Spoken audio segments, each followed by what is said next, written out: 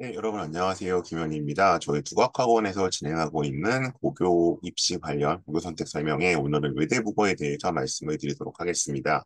외대국어는 이미 뭐 자주 얘기를 좀 들으셨을 거고요. 저도 아마 9월쯤에 또 다른 학원 통해서 설명을 좀 드린 적이 있는데요. 그래서 오늘은 또 참여 인원도 많지 않고 하시니까 뭔가 제가 일방적으로 드리는 설명보다는 이런저런 궁금증들을 채팅창으로 그때그때 남겨주시면 거기에 대한 좀 답변 위주로 좀 진행을 할 수 있었으면 좋겠습니다. 우선 이제 오늘 저를 조금 낯서신 분들이 있을 수 있어서 제 간략한 소개를 좀 드리겠습니다. 저의 간단한 학력상, 사회 관련 이력, 학원 관련 경력들이고요. 저는 이제 주로 중3부터 뭐 고3, 연수생, 그리고 요새 뭐 로스쿨 가는 대학생들까지 이제 주로 면접, 자기소개서, 뭐 컨설팅 등을 좀 담당을 하고 있고요. 그러다 보니까 이제 주로 이제 고교 선택에 관한 여러 가지 좀 다양한 설명회를 진행하고 있습니다. 오늘 말씀드릴 내용은 제가 좀 특징이 좀 있습니다. 아마 이제 이 고교 선택에 대해서 워낙 설명해드릴 요새 많이 있을 텐데, 제가 드릴 설명의 특징은 여기 보시는 것처럼 실제로 요건 이제 뭐 계열별로 이제 예전에 뽑았었죠. 외대부고가. 그 계열별이 뽑았을 때 그 계열에서 이제 실제로 대학에 그러니까 실제로 외대부고를 다니고 졸업한 친구들의 인터뷰와 자료를 바탕으로 구성된 설명회입니다. 그래서 이제 장단점이 기본적으로 좀 분명히 있습니다. 장점이라고 한다면 좀 생생한 이야기를 들으실 수 있을 겁니다. 뭐 이제 학교 측 설명회는 아무래도 조금 미화될 수 있고 또 외부에서 하는 설명회 역시도 뭐 조금 이제 왜곡이 있을 수 있지만 이 설명회는 이제 학생들이 직접 이제 얘기를 해준 거기 때문에 가장 좀 실감 날 것이다. 그럼 단점은 어쨌든 이 친구들이 입시에서 성공한 친구들이기 때문에 조금 실패한 친구들과는 다른 학교에 대해서 아무래도 그래 좀 좋은 기억이 많겠죠. 그래서 그런 면에서는 조금 가려 들으실 부분은 있으나 그리고 또 하나 단점은 시차가 좀 있다는 거. 그러니까 막 올해 이제 준비해서 내년부터 다닐 학생들 입장에서는 거의 한 4, 5년 정도 차이가 나겠죠. 그래서 그런 시차가 좀 발생하긴 하지만 그래도 이제 외대부고라는 곳이 어떤 곳인지 분위기를 좀 파악하시는 데 있어서는 충분히 유의미할 것이라고 생각을 합니다. 네, 설명의 순서는 잠시만요. 네, 설명의 순서는 이렇습니다. 일단 진학 실적을 좀 리뷰를 해볼 거고요. 그리고 주요 과목 수행과 지필평가 얘기인데 이거는 아무래도 이제 과목 선생님들이 얘기를 잘 해주시겠죠. 교과 선생님들께서. 그래서 저는 이건 그냥 약간 전달만 하도록 하고요. 그 다음에 시그니처 프로그램의 활용법 이걸 제가 좀 위주로 말씀을 드릴 거고 그리고 선배들이 전하는 꿀팁 그리고 제 입시 밴드와 프로그램에 대한 말씀으로 정리하고 제가 한 40분 정도 쭉 설명을 드릴 거고요. 그 다음에 질의응답 시간 주시는 만큼 이어서 진행하도록 하겠습니다. 자, 먼저 이제 요건 전형 요강 가지고 온 건데요. 뭐 크게 변한 것은 없습니다. 그래서 기본적으로 350명, 그다음에 사회통합 합치면은 이 정도 인원을 뽑는 곳이고, 그다음에 이제 약간 지역의 어떤 쿼터가 있죠. 그래서 그런 것들 좀 기억해 주시면 좋을 것 같고요. 이건 제가 전형 요강 가져온 거니까 특별히 설명드릴 부분은 없고, 그다음에 전형 방법은 여기 이제 보시는 것처럼 면접이 60점입니다. 그래서 면접이 생각보다 변별력이 크고요. 그리고 이제 뭐 B가 있어도 1단계 붙나요? 이런 질문들 많이 하시는데 B 하나 정도까지는 1단계를 붙는 것 같습니다. 근데 B 두 개부터는 일단 제가 직접적으로 케어했던 친구들 중에서는 못 봤거든요. 그러니까 이제 뭐 붙었다더라 얘기를 저도 듣긴 했는데 제가 직접 케어했던 친구들은 못 봤기 때문에 어쨌든 B 하나까지 정도는 서류를 통과할 수 있다. 그리고 이제 워낙 이 면접이 60점까지 되기 60%이기 때문에 결국 면접 결과에서 좌우된다라고 말씀드릴 수 있습니다. 자, 면접 방식은 이제 이런 식으로 공지가 되어 있고요. 요건 이제 올해 PPT는 없어서 제가 작년 외대부고 영상 가지고 온 겁니다. 그래서 이제 이건 개인별 퍼스널 퀘스천이고요. 철저하게 이제 자기소개서를 위주로 물어보게 되고, 이제 이 면접 뒤에서 잠깐 보시겠지만 꼬리 질문이라 그래서 그냥 묻고 답하고 이런 식이 아니라 아이들 답변에 대해서 다시 이어서 면접관들 질문을 이제 이어서 하게 됩니다. 이 질문이 어렵기 때문에 이제 약간 로직 트리를 그리는 식으로 이제 뭐 1번 질문 1-1, 1-2 이런 식으로 준비할 필요는 있습니다. 그래서 중3 학생들이 느끼기에는 면접의 난이도가 막상 문제 푸는 것보다 오히려 어려울 수도 있습니다. 자, 그럼 데이비스 외대부고의 지위로 좀 넘어가 보겠습니다. 자, 요거는 이제 올해 초에 나왔던, 작년 말이네요. 작년 말 기사인데, 이제 23년도 수시에서 일반고 비중이 더 줄어서 9년 만에 절반을 못 넘겼다. 요거는 이제 그런 외부적인 요인도 있습니다. 외부적인 요인 첫 번째는 어쨌든 직윤 선발 인원이 좀 줄었고요. 서울대가 정시를 40% 늘리면서 두 번째는 이제 이렇게 입시를 치른 입장에서 보면은 코로나 3년을 겪은 학번이었잖아요. 작년 이제 올해 입학생들이 그러다 보니까 일반고의 생기부가 굉장히 처참했습니다. 그러니까 사실 이제 그게 결국 특목고나 전사고를 가야 하는 어떻게 보면 이유일 수도 있는데 이런 코로나라는 물론 이제 그 매우 예외적인 뭐 앞으로 다시 있을까 싶은 상황이었지만 그럼에도 불구하고 이제 외대부고 같은 전사고 혹은 뭐 특목고들은 꾸역꾸역 생기부들을 채워주셨어요. 그러니까 뭐 예를 들어 축제를 모여서 할 수 없다. 그러면 이걸 뭐 우리가 줌으로 해보자. 이런 식으로 계속 대안이 나왔는데 일반고는 그냥 코로나니까 못해. 할 수 없어. 이러고 그냥 생기부가 다 텅텅텅 빈 거죠. 그러다 보니까 더더욱 이제 수시에서는 학종에서는 특목전사고 상대적인 우위를 할 수밖에 없었다는 거고요. 이런 경향성은 저는 올해까지도 좀 이어지는 것 같습니다. 지금 3학년들 원서를 쓰고 나서 보면. 그래서 뭐 고교학점제 이런 거를 떠나더라도 지금 중3 고교학점제랑 사실은 본격 시행은 아니잖아요. 그렇다고 하더라도 어쨌든 학생부 종합전형을 생각한다면 내가 이제 일정 수준의 내신을 딸 수 있다는 전제에서 특목고나 전사고를 가는 것은 불가피하지 않나. 물론 이제 뭐 아주 예외적으로 뭐 교과 전형을 노려서 간다 이런 경우가 아니라면 학종을 위주로 보자면 아무래도 이제 외대부고 같은 학교가 상대적으로 좀 인기일 수밖에 없고요. 근데 다만 이제 제가 요 말씀을 좀 드리고 가려고 해요. 여기 이제 입결이 나와 있는데 자, 여기 보시면 이제 요건 제가 정리한 자료가 아니라 이제 그 베리타스 알파라고 하는 인터넷 그 전문 입시 전문 그 인터넷 신문이 정리를 한 겁니다. 한번 보시면 뭐 외대부고가 1등이죠. 수시 정시 합쳤을 때 23명 기준 64명 조금 줄긴 했습니다. 70어쨌든 굉장히 많이 보냅니다. 그다음에 뭐 대원외고가 49명 뭐 하나고 막 이렇게 되어 있는데 자 근데 이거는 제가 항상 이제 입시 실적을 보고 고등학교 선택하실 때 주의의 실점이 있는데 저는 수시 실적만 보고 선택하셔야 된다고 말씀드리는 사람 중에 하나입니다. 물론 다르게 말씀하시는 분도 있어요. 근데 왜 저는 수시만 갖고 판단하라고 말씀드리냐면 특히 서울대는 정시는 대부분 재수생이에요. 대부분 재수생이고요. 아닌 경우도 있지만 그리고 설령 현역으로 갔다고 하더라도 저는 정시로 뭐 좋은 학교를 가는 데 있어서 학교의 지분은 매우 적다고 봅니다. 고등학교의 지분은. 이거는 뭐 본인의 역량이거나 뭐 사교육의 힘이거나 아니 뭐 흔히 말하는 이제 시대인재 재정관의 힘이거나 이제 이런 것이지 학교의 지분은 어쨌든 수시 역량으로 드러난다고 생각을 하거든요. 근데 이제 제가 외대부고는 항상 반반이라고 말씀드려요. 왜냐하면 보시면 뭐 64명이잖아요. 근데 정시로 몇 명이 갔어요? 37명이 갔어요. 수시로 몇 명이 갔어요? 20, 그 빼면 27명이 간 거죠? 64명이니까. 그러니까 저는 이 수시로 가는 게 뭔가 학교 고교 선택에 있어서의 첫 번째 조건이라고 저는 생각을 합니다. 예, 물론 여기에 대한 뭐 반론도 있고 다른 생각들도 많이 있으시겠지만 그래서 왜냐하면 아까 말씀드린 이 수시는 결국 학교 프로그램이 좌우를 하는 거거든요, 기본적으로. 그래서 여기 보시면 이제 외대부고 27명, 대원외고가 28명, 하나고가 45명, 뭐 휘문고 이렇게 쭉 가잖아요. 그래서 저는 일단 외대부고는 이제 뭐 기본적으로 이제 그럼 수시 정시 중에 어디가 유리해 말씀하시면 수시도 유리하고요. 정시 실적도 나쁘지 않은. 그러니까 좋게 말하면 양쪽을 다 갖고 있고 나쁘게 말하면 이제 양쪽이 반씩만 있는데 약간 오히려 전체 실적 보고 과장될 수 있는 학교다라고 말씀드리고요. 예를 들어 하나고 같은 경우는 이제 49명 갔는데 수시로 45명이 가고 정시로 4명이 못 가잖아요. 그러니까 여기는 정시로는 못 가는 학교인 거죠. 근데 여기는 정시로 갔어도 뭐 재수해서 가거나 그런 거고 반대로 이제 휴문 같은 경우는 48명이 갔지만 43명이 정시예요. 그러니까 이제 예를 들어서 그러면 수시로 가려고 휴문고를 가요라는 말은 조금 어폐가 있을 수 있는 거죠. 예, 그렇게 좀 정리하겠고요. 자, 그러면 대체 수시에서 뭐가 이 학교들이 유리한 게 있느냐? 우선 내신 컷이 좀 상대적으로 여유 있게 잡힙니다. 그래서 여기 보시면 제가 일단 뭐 그냥 대표적으로 연대를 요새 애들이 워낙 좋아하니까 연대 마지노선이라고 불리는 UIC 언더우드 국제대학교를 가지고 왔는데 대략 한 4점 안팎이나 4점 초반까지도 여기는 1단계 합격이 돼요. 외대부고는. 근데 예를 들어서 그냥 생일반고는 이게 2점 초반 정도까지로 타이트해지는 거죠. 이런 이제 내신 따위가 어렵지만 그만큼 더 넓게 봐준다. 좀 상대적으로 내신이 부족해도 뽑아준다라고 하는 거고요. 그러면 이제 여기는 학생들은 어떻게 쓰느냐? 요거는 이제 수시 학생부 종합 전형 기준으로 말씀을 드리는 겁니다.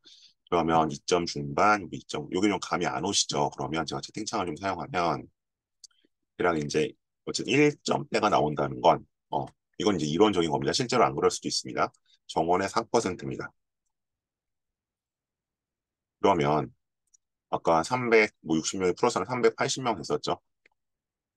그럼 여기에 4%면 0.04니까 곱하기 0.04니까 대략 1점대가 나오는 애들이 몇 명이냐? 12명, 한 15명 정도, 한 15등 정도까지 되겠네요. 모니까 합쳐서. 이론적으로 봤을 때. 그러면 2점 중반대라는 것은 2점대는 이제 7%잖아요. 근데 이제 2점 중반이니까 이 7%가 다 들어가진 않을 거고, 대략 한 7, 8%대라고 보면 380명에 7%다. 8%로 잡을까요? 조금 더 잡아서. 8%라고 하게 되면은 3824, 4864, 대략 한 30등 정도까지 되는 거죠. 이런 식으로. 그 다음에 어쨌든 2점대까지 내신이 나오려면 어떻게 해야 되느냐? 그건 이 11%니까 대략 한 42명? 요런 식으로. 그러니까 한 요 정도까지가 이제 내신대가 이렇게 형성이 되는데, 이건 이제 이론적인 분포고 실제는 매년 달라집니다. 이렇게 봤을 때 어쨌든 여기까지가 이제 기본적으로 문과에서 이제 서울대를 쓸 수 있다. 라고 이제 보는 거고요. 인문까지 했을 때. 그 다음에 이 정도까지가 봤을 때, 대략 이제 서울대학교, 이제 아무래도 위에 의치대가 있으니까 인기학과까지, 서울 공대권까지는 쓸 수 있다. 내지는 이제 의예과를 쓸 수 있다. 라고 보는 겁니다. 이렇게 일단 인원을 잡으셔야 되고, 그래서 제가 항상 말씀드리는 게, 외대 보고 가야 돼요, 말아야 돼요, 물어보시면 저는 그러면 저기서 본인의 목표가 뭐냐? 그럼 그 목표를 갈 만하면 이 정도 내신을 확보해야 되는데 그게 가능한지 판단을 해보시라고 말씀을 드리는 겁니다. 그리고 이제 그 사실은 이제 그 정도 내신이 확보가 되면 대체로 이제 고 내신대를 갖춘 학생들은 거기에 상응하는 보통 비교과 활동이 갖춰지게 되죠. 뭐 아주 특별히 예외가 없는 한. 그래서 이제 원하는 데 갈 수 있는데 그러면 이제 이 정도 내신 싸움을 내가 할 수 있느냐의 여부를 좀 따져 보셔야 되는 겁니다. 그러니까 어쨌든 쉽게 말해서 뭐 메디칼 계열을 가겠다. 자연계로 가서 혹은 뭐 인문사회 국제 계열을 가서 서울대를 가겠다라고 한다면 어쨌든 뭐 문이과 합쳤을 때 대략 한 40등권 혹은 40, 뭐 아까 42등이었죠 산술적으로는 그 정도 등수 안에 들어가야지 가능하다. 자, 그래서 이제 제가 여기 등수 가지고 와봤습니다. 그래서 이제 등수를 환산했을 때 이런 식으로 이제 내신대에서 쓸 수 있다라고 이제 알 수 있고요. 자, 그럼 이제 본격적으로 좀 이제 학생들의 증언을 좀 들어보도록 하겠습니다. 그래서 요제국어는 이제 어쨌든 이 입시의 어떤 그 먹이사슬에서는 이 최상위 피라미드에 있다라는 건 분명한 사실입니다. 자, 여기는 일단 뭐 과목생들 말씀해 주실 수도 있고 아니면 이제 어, 또 약간 바뀌는 내용들이 있기 때문에 여기는 제가 그냥 간단간단 보실 시간만 드리고 질문이 나오면 답변을 드리도록 할게요.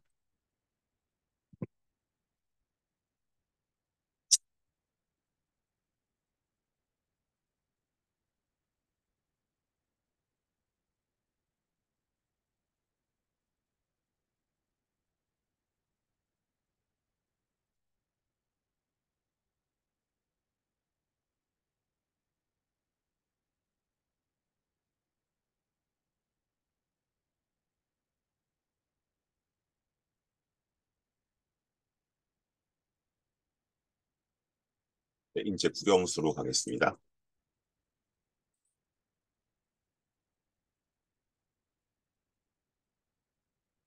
요 커리큘럼은 이제 지금부터 다니는 학생들 입장에서는 혹은 지금 다니고 있는 학생들하고도 다를 수 있습니다. 한 3, 4년, 4, 5년 정도 시차가 있기 때문에.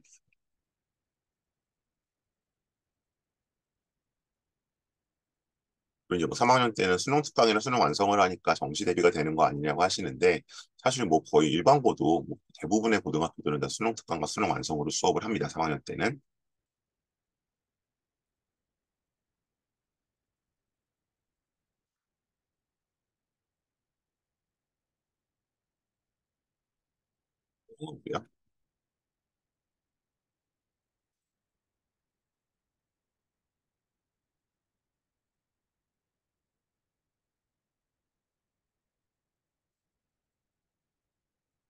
그리고 이제 국제 계열이 뭐 거의 한 반으로 줄었다가 최근에 다시 좀 두 반으로 늘어났다고는 합니다. 근데 뭐 두 반 꽉 차는 건 아니고 이제 좀 쪼개서 두 반이죠. 한 반은 좀 넘고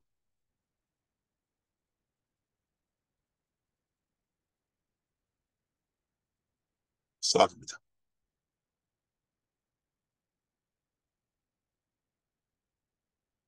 이건 이제 매년 조금 조금씩 변화는 있습니다.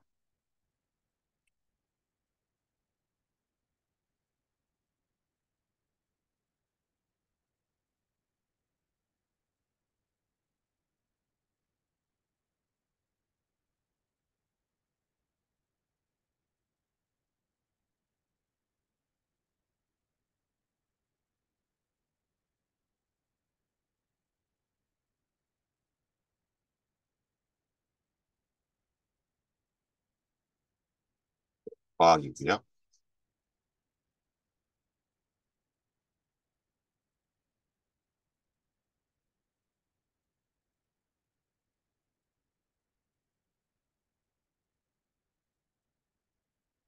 그래서 이제 이런 것들이 기본적으로 전사고들의 어떤 특성이죠. 고급 과목들이 빠짐없이 개설될 수 있다는 거.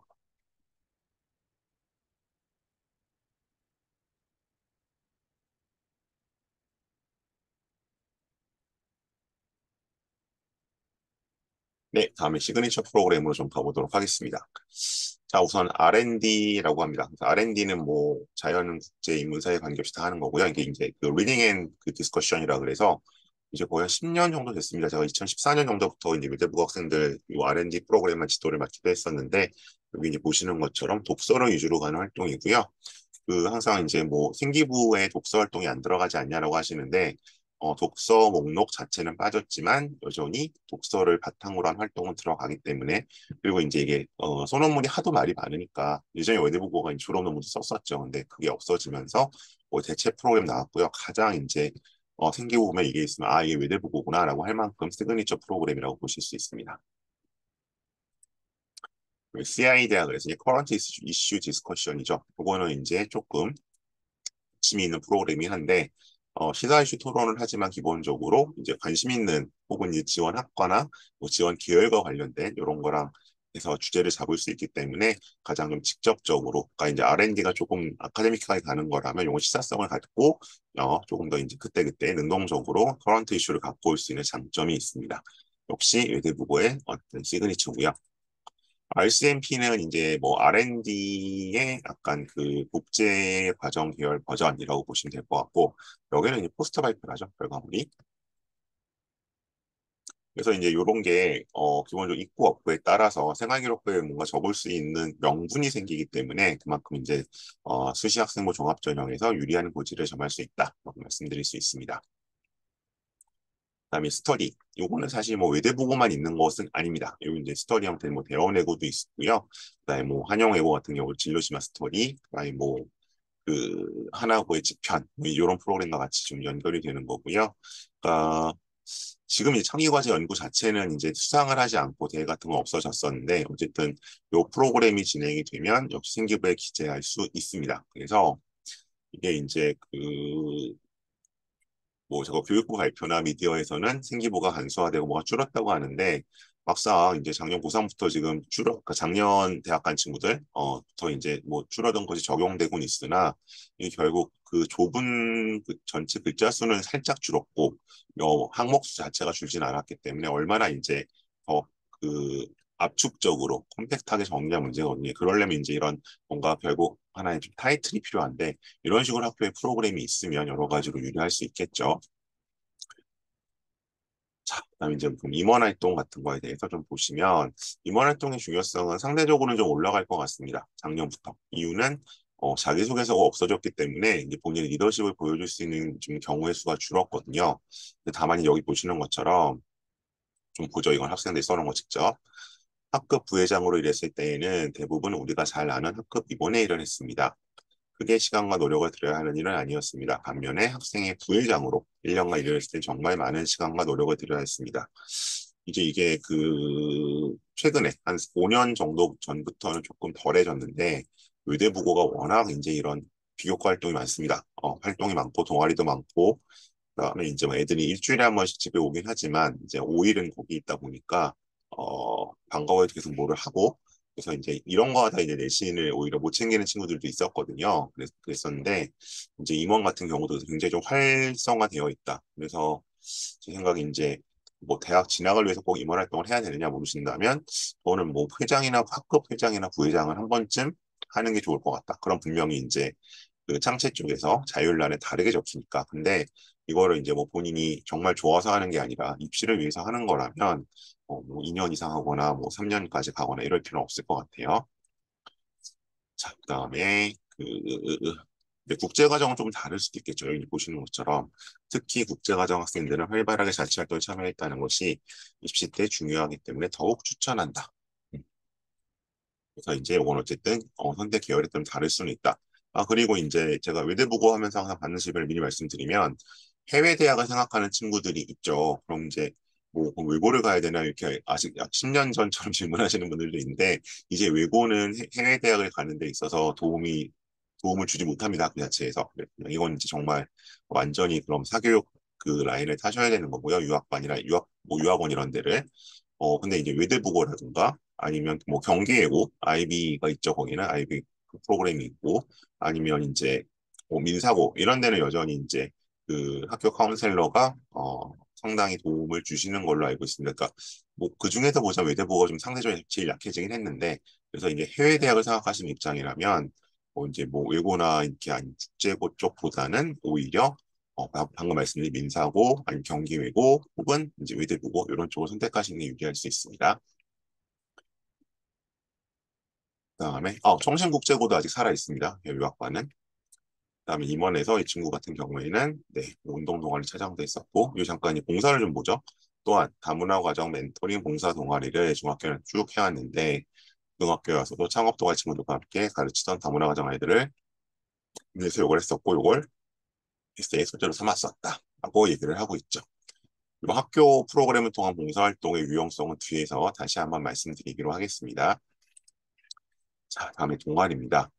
동아리는 여전히 입시에서 매우 중요한 역할을 차지하고 있고요. 자꾸 이제 창체 쪽을 좀 입시에서는 그 입시적으로는 줄이려고 하는데 대학에서는 여전히 굉장히 중요하게 보고 있거든요. 그래서 요거는 아마 제가 다른 이제 상반기 설명회나 아니면 또 아마 제가 크리스마스 날이나 1월 1일쯤에 생기부 기재 특강 같은 걸 한번 할 텐데 그때 한번 또 들어봐 주시면 좋을 것 같아요. 그때 이제 드시면 여전히 대학에서는 교내 프로그램이나 활동을 중시한다는 거 아실 수 있습니다. 그 중에 핵심이 역시 동아리죠. 뭐 인기 동아리는 이런 애들이 있고요. 이 친구를 한번 보죠. 컴퓨터 동아리 두 개에 가입했었는데 MEAB와 에피소드였다. 전자는 인공지능 신경계망을 공부하는 동아리였고 그 동아리에서 실제로 학교 AI 비서인 그냥 하프죠. 하프시리를 만들어 이 합성을 해요. 하프시리를 만들어서 정말 그 당시에는 인기가 많았습니다. 실제 학습실을 통해 학교 축제 때 데이터 전산 처리를 모두 진행했던 기억이 있습니다. 후자는 기존에 있었던 학교 급식 앱의 데이터베이스를 관리하는 동아리였는데 저 두 동아리가 통합하여 이후 공동 관리하게 되었습니다. 학교에서 유명한 동아리는 QED, 화탁, 의학 동아리죠. 1310 등 너무 많습니다. 어쨌든 아무래도 이제 메디컬 계열 인기가 올라가니까 동아리의 어떤 흥망성쇠도 거기에 따라가는 경향은 분명히 있습니다.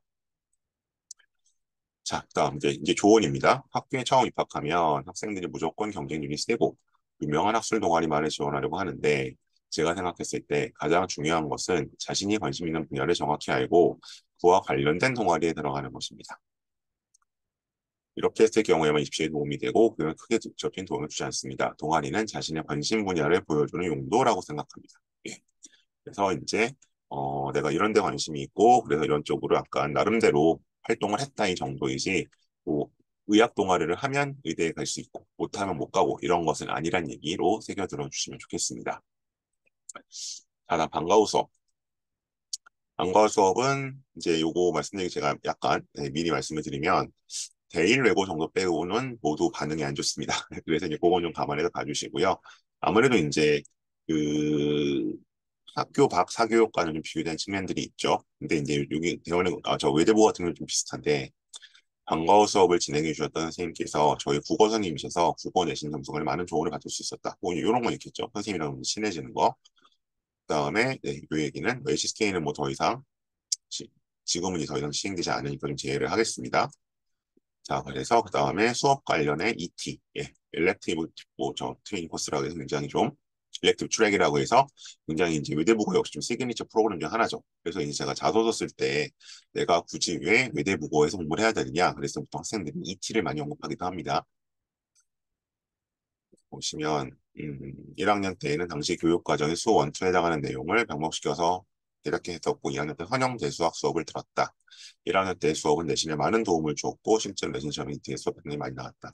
2학년 때 수업은 대학교에 와서 수업을 듣는 정말 많은 도움이 되었고 대학 과정을 하니까 실제로 아직도 그 수업에 썼던 책과 필기를 사용하고 있습니다.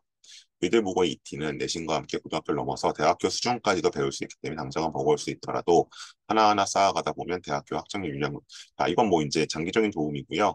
근데 이제 기본적으로 지금 이제 뭐 수능 과목이나 이제 이런 것들은 점점 단순화되고 있고 어쨌든 변별력이 좀 줄어드는 쪽으로 가고 있잖아요. 내신도 뭐 지금 중상까지는 아니겠지만 정말 그래서 그 봤을 때 이제 이런 과목들 자체가 있고 여기에서 이제 어떤 그러니까 선택해서 들었다는 것 자체가 그러니까 선택할 수 있다는 것 자체가 어떻게 보면 이제 이런 전사고의 매력이죠.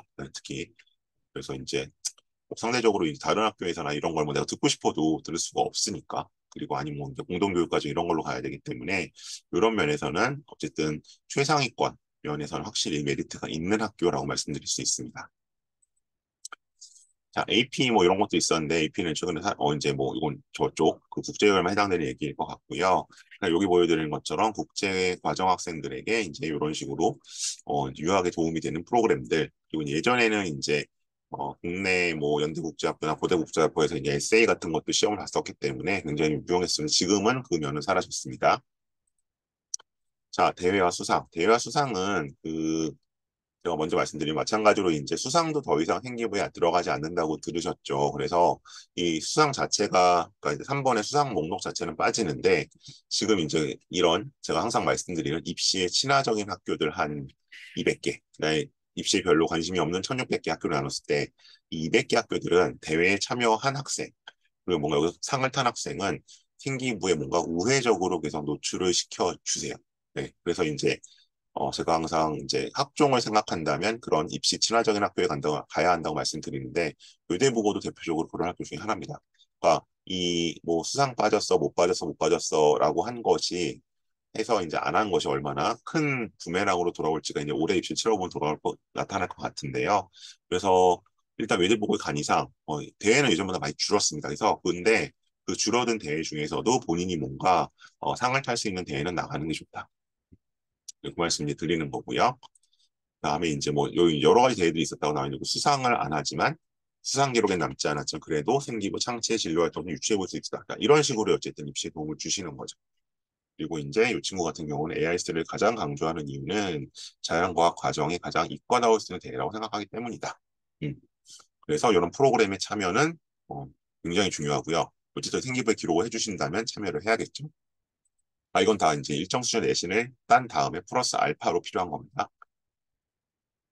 그리고 이제 영어 토론 대회 같은 것도 했었던 것이고, 뭐 학생 주최 모의회 자사고 연합 포럼 이런 거는 아마 이제 직접적으로 이제 명시적으로 활동이 남지는 않고요. 근데 이제 활동 기록이 약간 우회적으로 여전히 올해 외대보고 3학년들도 남아 있습니다.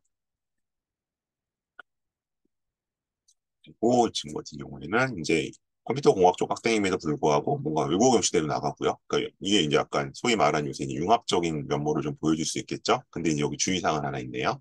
경시대회를 준비하는 데에는 개인적으로 준비하기 어려움이 많다. 그리고 뭐 솔직히 중국어가 뭐 한 2주 공부한다고 갑자기 상을 탈 수 있지는 않잖아요. 그래서 범위도 너무 막연하고 시간을 쏜다 결과가 보장되는 것은 아니기 때문에 본인의 장점을 살려서 이제 약간 취사 선택, 소위 말하는 가성비를 좀 봐야 한다. 그래서 다시 한 번 말씀드리지만 나갈 수 있는 대회가 줄었기 때문에 이제 뭐 이것 때문에 내신을 까먹고 이런 일은 없을 거고요. 그래서 한두 개 정도는 꼭 참여해서 어쨌든 기록을 남길 필요가 있다라는 말씀 드리는 겁니다. 이거는 그래서 일반고는 이제 요새 아예 대회가 없어요. 대회가 없거나 있어도 기록도 안 해주거나 그렇기 때문에 이거 자체로 이제 제가 항상 드리는 말씀인데 멍석을 깔아준다는 거죠. 그러니까 거기서 어떻게 놀지는 본인의 문제인데 어, 뭐 이제 아까 말씀드린 1600개 입시에 조금 무관심한 학교들은 이런 멍석조차 깔리지가 않죠. 봉사활동입니다. 자, 대부분의 학생들이 동아리를 통해 봉사활동을 합니다. 우선 봉사활동 자체는 입시에서의 중요성은 이제 거의 사라졌습니다. 하지만 의학 계열, 그러니까 메디컬 계열 소위 얘기하는 그 다음에 사범대나 교대, 그 다음에 뭐 사회복지학과나 보건정책 이쪽을 할 친구들은 꼭 뭐 이 활동이 있어야 가는 건 아니지만 봉사활동 시간들이 보통 3년 동안에 50시간 이상 있습니다. 그래서 그건 좀 기억해 주시고요. 자, 여기 보시면 봉사활동은 꾸준히 하는 것이 중요하기 때문에 일부러 양적인 시간을 늘리려 하지 않아도 꾸준히 하다 보면 왜냐하면 이제 제가 5학기가 3년에 50시간이니까 한 학기에 10시간이잖아요. 뭐 한 번 나가면 보통 4시간이잖아요. 그러니까 금방 차죠. 저절로 채워지게 된다. 꾸준한 봉사활동을 통해 양적인 부분에서 봉사시간 당연히 채울 수 있죠. 되는 거고 그다음에 뒤에 아마 내용이 나올 것 같은데 예, 예, 여기 보시면 저 또한 용인지역 아동들에게 영어 교육을 하는 봉사활동을 했었는데 매우 의미 있었다. 주말 봉사라 시간을 많이 뺏기지도 않고 여름방학 날에 진행되는 1박 2일 연기 특심이 있었다. 그러니까 이제 이 학교 프로그램을 통해 봉사하시는 게 굉장히 좋은 게 그 봉사를 받는, 그러니까 봉사자를 그러니까 필요한 그 기관의 입장에서는 꾸준히 올 사람이 필요하잖아요. 뭐 일주일에 한 번, 한 달에 한 번 이렇게. 근데 이제 학생들은 뭐 내신 기간에는 못 나가고 뭐 이런 게 있죠. 중간 기말에 못 나가고 그러다 보니까 이게 좀 안 맞아요. 서로의 수요와 공급이. 근데 이제 이렇게 학교의 봉사 동아리나 봉사 프로그램은 그런데 이제 약간 적응이 돼 있죠. 잘 정리가 돼 있어서 아, 뭐 애들이 언제 올 수 있구나. 거기 맞춰서 이제 기관들이 운영을 해주거든요. 그런 면에서 굉장히 효율적으로 봉사활동을 할 수 있다. 그다음에 이제 교내 활동 실수 봉사활동이 뭐 푸들, M&M 같이 봉사활동을 이용을 해라. 그래서 외대부고가 기숙사 학교이기 때문에 뭐 평일에 못 나가는 거죠. 평일에 못 나가니까 주말 혹은 방학 때 몰아서 해야 된다. 그래서 학교 프로그램을 이용하자라는 말씀입니다. 자, 에필로그인데요. 그럼 이제 외대부고를 수련 학생들에게 뭔가 어떤 얘기를 해주고 싶으냐? 의대부고는 이제 본인 기준으로 본인 이제 피셜이죠. 외고 자사고 중 가장 학생 복지가 좋고 시설이 최고다.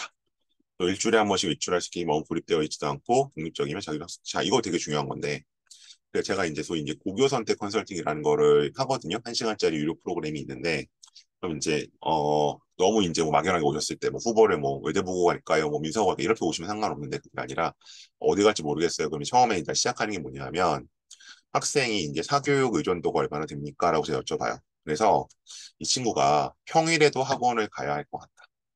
이런 경우, 일단 가장 사교육 의존도 높은 경우, 그 다음에 얘는 뭐 지금도 학원 별로 안 다니고 해봐야 인강 정도 본다라고 하면은 이제 가장 독립적인 경우겠죠. 이 양극단이 있어요. 그러면 평일에도 학원을 가야 하는 친구면 기숙사 학교를 갈 수 없겠죠. 그죠? 예, 학원을 계속 가야 되니까. 근데 그냥 얘는 뭐 인강 정도 보면 된다고 하면 얘는 이제 집을 완전히 떠나 있어도 괜찮은 거잖아요. 그래서 이제 집을 떠나 있어도 되는 경우는 저는 뭐 하나고, 뭐 민사고, 뭐 이런데 거기는 한 달에 한 번 나오거든요. 예. 그런데 가도 괜찮을 것 같다는 게 되는 거고, 근데 매일 학원 가야 되는 친구는 예, 이런 데 가면 안 되겠죠. 그죠? 이런 데 가면 안 되겠죠. 그래서 이제 외대부고는 그 둘의 약간 절충이에요. 그러니까 일주일에 한 번씩 나오니까 이제 외대부고 친구들 보면 뭐 이게 좀 슬픈 현실이긴 한데 이제 금요일 밤에 나와서 토요일 아침에 학원 여기 대치동에 딱 떨어뜨려 주면 한 바퀴 쫙 돌아요. 그러고 이제 토요일 저녁에 들어가거든요. 한 5타임 정도 학원 듣고 들을 수 있으면 그래서 이런 식으로들 운영들을 많이 하죠. 예, 그래서 이게 가능하다. 예, 그래서 저는 뭔가 사교육 의존도 그다음에 완전히 자기주도적 학습하는 아이 약간 중간 정도라고 보고요. 그다음에 또 하나는 이제 이런 뭐 사교육 여부 떠나서 이 부모와의 어떤 그런 유대감 내지는 친밀도 있잖아요. 그래서 뭐 얘는 어쨌든 엄마가 옆에 있어야 된다. 아빠가 얘를 8월을 못 보면 되게 못 산다. 그럼 이제 그 마찬가지로 이제 한 달씩 떠나 있는데 못 보내죠. 제가 예전에 한민고에 할 때 보니까 한민고에 2달에 한 번 나오고 제가 맨날 군대냐고 놀렸었는데 어쨌든 그러니까 그런 데는 못 가겠죠, 그죠? 근데 반면에 되게 뭐 얘는 오히려 뭐 이래서 뭐 보통 이제 아빠랑 사이가 안 좋아 차라리 집에 뭐 자주 안 보는 게 낫다. 그럼 이제 아예 이제 한 달씩 떨어져 있기도 하거든요. 마찬가지로 이제 그 양극단의 중간 일주일에 한 번 정도 그래서 뭐 이렇게 약간 보고 싶어질 때쯤 나왔다가 뭐 제 언제가 싶으면 또 들어가고 약간 이런 케이스. 그래서 이제 이런 거에 있어서도 하나의 케이스는 될 수 있을 것 같고요. 그리고 네, 그 정도 일단 말씀드렸습니다. 그래서 이제 약간 양극단 매일매일 학원에 가고 케어 손길이 필요한 아이 그다음에 뭐 완전히 인지 뭐 사실상 독립한 것 같은 아이의 약간 중간 정도가 또 성향이 또 선택하는 데 있어서도 하나의 요소는 될 수 있습니다. 네, 그다음에 이제 뭐 FAQ들이 나와 있는데 제가 요거는 뭐 다른 설명도 말씀드린 거라 독서. 그러니까 요 항목이 빠지기는 하지만 요 항목이 빠지기는 하지만 여전히 여전히 요 말고 요 책을 읽고 뭔가 한 활동, 발표, 보고서 같은 거 들어가기 때문에 유효하고요. 생특강 특히 이제 요건 제가 이제 예로 갖고 온 건데 위에 거 아래 거 보시면 이제 어떻게 적혀 좀 나와 있죠. 그러니까 이런 식으로 이제 뭐 R&D 같은 것도 들어가 있고요. 그다음에 뭐 호모 루덴스를 읽고 뭐를 했다. 그러니까 이런 식으로 이제 책을 읽고 무언가를 했다는 내용이 세특이나 행특 쪽에 여전히 들어가고 있기 때문에 독서는 굉장히 중요하다. 그래서 제가 이제 아마 요번 또 겨울방학이 되면 고1, 예비 고1, 고2 대상으로 약간 독서를 중심으로 한 프로그램을 다시 한번 공지를 드릴 겁니다. 다음에 수행평가도 요건 이제 뭐 요건 체육 수행평가 이제 안내문이었는데 이런 식으로 미리미리 알려주기 때문에 대비가 가능하다. 그리고 제가 항상 말씀드리는 것처럼 수행평가는 그냥 그때그때 상황 나는 대로 주제 정하는 것이 아니라 내가 뭔가 가려는 학과를 플랜 A와 B로 잡아놓고 거기에 맞춰서 뭔가 나름대로 내가 그 주제를 정할 수 있는 범위 내에서는 설계를 하고 가야 된다라고 말씀을 드리는 겁니다. 다음에 자소서 면접은 제가 따로 설명이 진행하고 있어. 오늘은 뭐 이걸 자세히 따로 말씀드리진 않을 거고요. 자기소개서는 크게 세 문항으로 구성이 되고, 요거는 그 이미 설명해 보신 분들이 계시기 때문에 질문을 주시면 답변을 드릴게요. 그다음에 뭐 이런 자기주도 학습 쓰는 경우, 지원 동기를 쓰는 경우, 여기 뭐 ARC, APO 이런 거 나오죠. 그다음에 이제 면접 보고는 이제 뭐 4분, 2분, 2분 문제 3개를 준다. 추가 질문 있을 수도 있고 없을 수도 있다. 이런 얘기들. 요건 이제 후기들 다 보셨을 거니까. 그래서 2개 추가 질문을 받았고 이렇게 진행했다. 그리고 이제 뭐 희망 진로가 이거였을 때 이런 식으로 나왔는데 이건 어쨌든 다 본인 자소서 내용 기반으로 질문이 나온다. 그래서 뭐 이런 거. 외과의사라고 해서 뭐 의사와 관련된 거 물어보는 거 아니죠. 본인이 뭔가 활동을 했는데 이런 활동들에 대해서 물어보고 그래서 항상 제가 말씀드리는 게 영재원에서 한 거 자소서 쓰실 때 조심하셔라. 왜 본인이 그거를 면접관들 앞에서 제대로 설명할 수 없다면 차라리 빼는 게 낫다라고 말씀을 드리는 겁니다. 네. 그래서 일단 이렇게 설명회를 좀 진행을 하고 있고요. 이제 제 가을 프로그램이 이렇게 진행되고 있는데, 이제 어느덧 스텝 1은 끝났고, 스텝 2로 좀 넘어갈 것 같습니다. 그래서, 그, 이제 11월, 날짜 좀 잘못됐네요. 제가 18, 19일이 아니라, 제가 다시 문자를 드리긴 할 텐데, 이거 11, 12일이죠. 11, 12일에 스텝 2, 그러니까 자소서 초안반은 지금 다 끝났고요. 이건 초안 써본 거고, 제 2회에 걸쳐서 일단 제출 가능한 단계로 자소서를 완성하는 수업을 11월 11일, 12일에 진행을 할 겁니다. 그래서 이건 이제 두각학원, 아마 또 하나는 아마 메디스카이 랩이 될 것 같긴 한데, 어쨌든 이렇게 진행할 예정이 있으니까요. 요건 좀, 일단 요거는 저한테 좀 연락을 주세요. 아직 그 학원에서는 이게 정기적으로 이게 꾸준히 진행되는 프로그램이 아니어서 안내를 잘 못 드리는 경우도 있으니까 일단 저한테 좀 연락을 주셔서 어떤 목적으로 수강을 하시는지 혹시 뭐 학생이 자소서 초안을 쓴 게 있는지 이런 거 좀 할 거고 이건 외대보고만 하는 게 아니라 이제 모든 고등학교 다 같이 합니다. 그리고 11월 11일, 12일 2회짜리가 있다. 그리고 이제 12월로 가서는 면접이 아마 3회 정도 가도록 분반도 있고요. 그게 아니라 이제 그냥 저랑 1대1로 진행하시겠다 하시는 분들은 자소서는 90분 이회, 면접은 90분 이회. 이거면 돼요라고 하시는데, 네, 이걸로 했을 때 제가 작년에 한 명 빼고 다 합격했습니다. 네, 한 명 빼고 다 합격했으니까 이걸로 해서 연락을 주시면 네, 제가 1대1로도 진행이 가능하니까요. 연락 주시면 좋겠습니다. 네, 요건 이제 제 연락처하고 제 밴드, 그다음에 블로그, 유튜브 채널 이런 거 있으니까 한번 혹시 밴드는 특히 여기에 제 모든 자료와 그런 프로그램이 공지가 되거든요. 그래서 여기 아직 가입 안 하셨으면 가입해 주시면 앞으로 남은 기간 입시하시는 데 있어서 제가 여러 가지로 좀 도와드릴 수 있을 것 같습니다. 큰 도배랑이 민망하고요. 네, 도와드릴 일이 좀 있을 것 같아요. 네, 요 밴드입니다. 송행김 에듀큐레이션.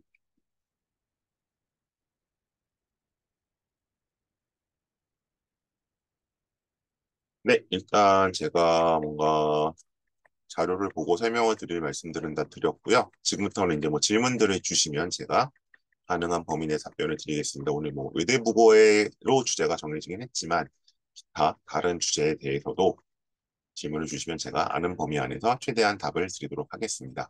질문은 채팅창으로 주시면 되고요. 뭐 프라이버시가 더 걱정되시는 질문이면 DM으로 주셔도 상관은 없습니다. 기다리겠습니다.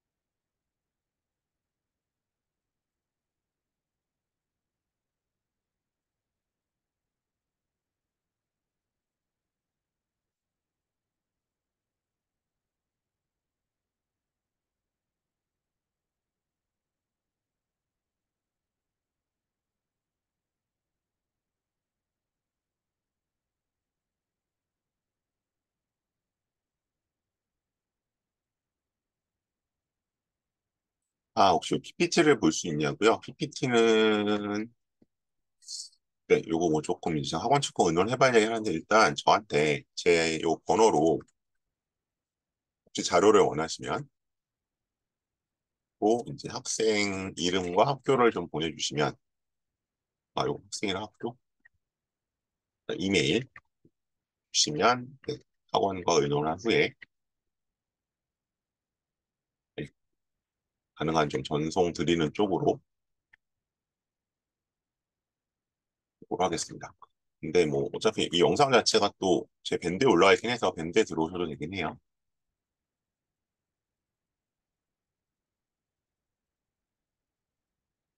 네, PPT를 한번 쭉 넘길 동안까지만 질문을 기다려 보고요. 뭐 따로 질문이 없으시면 마무리를 하겠습니다.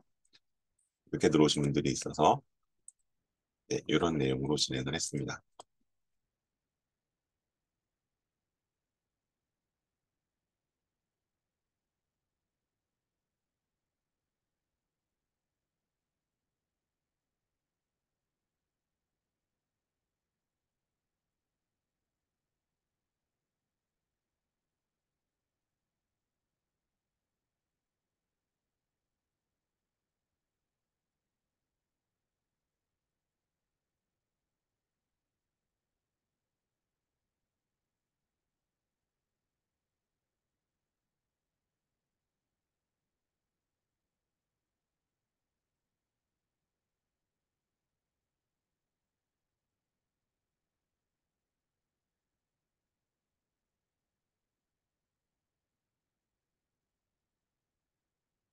네, 제 오픈반이나 1대1로 진행하는 자소서 면접반, 네, 관심 있으신 분들 저한테 연락 좀 주시고요. 오늘은 이 정도로 마무리하겠습니다. 고맙습니다.